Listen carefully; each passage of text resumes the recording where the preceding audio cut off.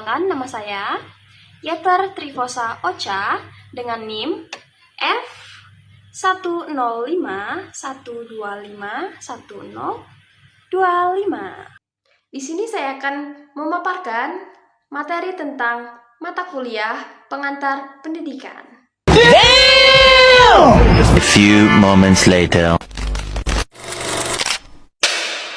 Yang pertama, apa sih yang dimaksud dengan sifat hakikat manusia yang membuat manusia berbeda dengan makhluk yang lainnya? Yang pertama, manusia itu berakal budi. Yang kedua, manusia itu bermoral.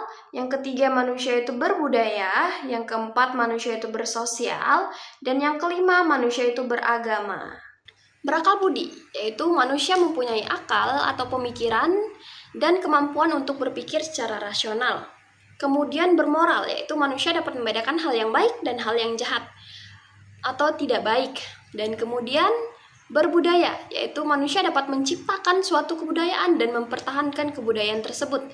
Kemudian bersosial, yaitu manusia hidup dalam kelompok atau berkelompok dan membentuk suatu masyarakat. Kemudian beragama, yaitu manusia memiliki rasa spiritualitas, dekat kepada Tuhan atau memiliki hubungan dengan Tuhan.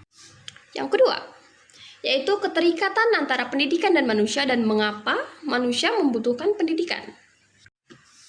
Nah, pendidikan dan manusia ini tidak dapat dipisahkan satu sama lain karena manusia membutuhkan pendidikan untuk dapat mengembangkan dirinya.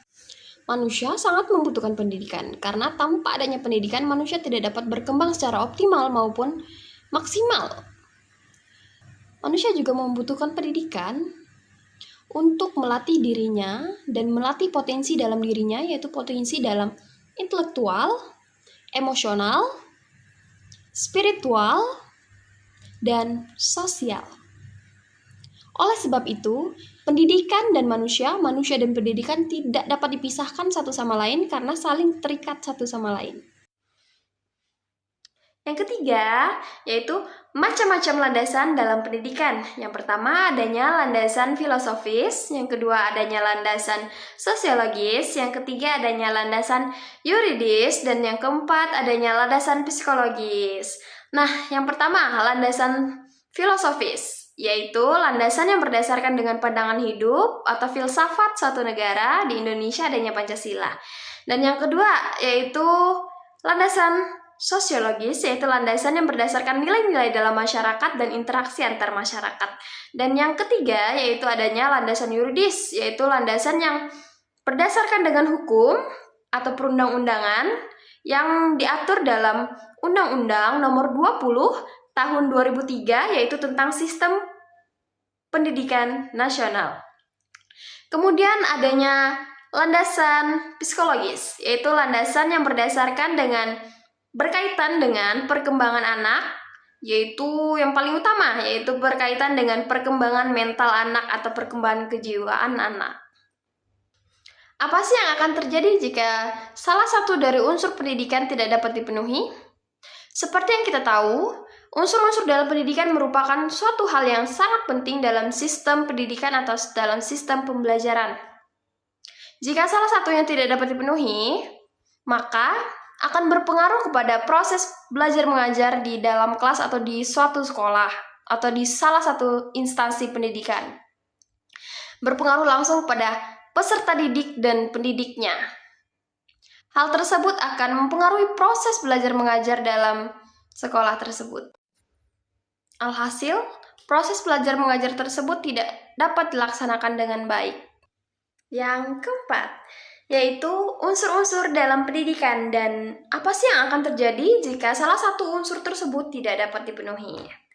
Nah, unsur-unsur dalam pendidikan sendiri yang pertama yaitu adanya peserta didik, seseorang yang mendapatkan pendidikan atau pembelajaran, dan kemudian adanya pendidik atau seseorang yang memberikan pembelajaran, dan kemudian adanya tujuan pendidikan, yaitu sasaran yang ingin dicapai seperti potensi atau perkembangan peserta didik.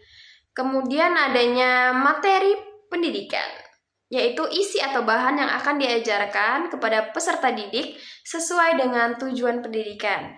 Kemudian adanya metode pendidikan, yaitu cara atau strategi dalam mengajar. Kemudian adanya alat dan bahan. Alat dan bahan sendiri yaitu fasilitas atau sarana yang mendukung dalam pembelajaran. Kemudian adanya lingkungan pendidikan. Lingkungan pendidikan sendiri adalah suasana atau lingkungan yang dapat mendukung dalam proses pendidikan. Kemudian yang terakhir adanya evaluasi pendidikan, yaitu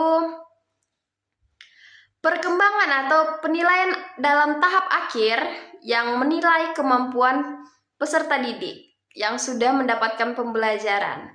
Kemudian, apa sih yang akan terjadi jika salah satu dari unsur-unsur pendidikan tersebut tidak dapat dipenuhi?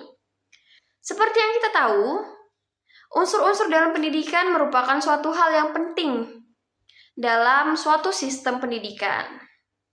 Nah, jika salah satu tidak dapat dipenuhi, akan terjadi ketidakselarasan dan ketimpangan dalam sistem pendidikan yang akan menyebabkan atau berpengaruh kepada sistem pembelajaran, yaitu kepada pendidik dan pengajarnya secara langsung.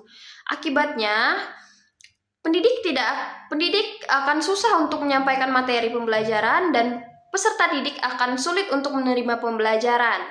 Jadi, hal tersebut sangat perlu diantisipasi dan tidak boleh terjadi. Yang kelima, apa sih tripusat dalam pendidikan? Tripusat dalam pendidikan yaitu keluarga, sekolah, dan masyarakat. Nah, dalam keluarga sendiri merupakan pusat pendidikan paling utama dan pertama bagi seorang anak, di mana orang tuanya mengajarkan tentang etika, moral, dan kasih sayang, dan lain sebagainya. Kemudian sekolah. Sekolah merupakan pendidikan formal yang memberikan pembelajaran akademik maupun non-akademik bagi seorang anak untuk mengembangkan potensi dalam dirinya. Kemudian masyarakat. Masyarakat memberikan pengalaman berorganisasi, mengenal norma, dan dapat membentuk pengalaman hidup bagi seseorang. Sekian dari saya ucapkan terima kasih. Bye-bye. Lần này vô nhà thương, lần này vô nhà anh để thương. Giây phút em gặp anh là em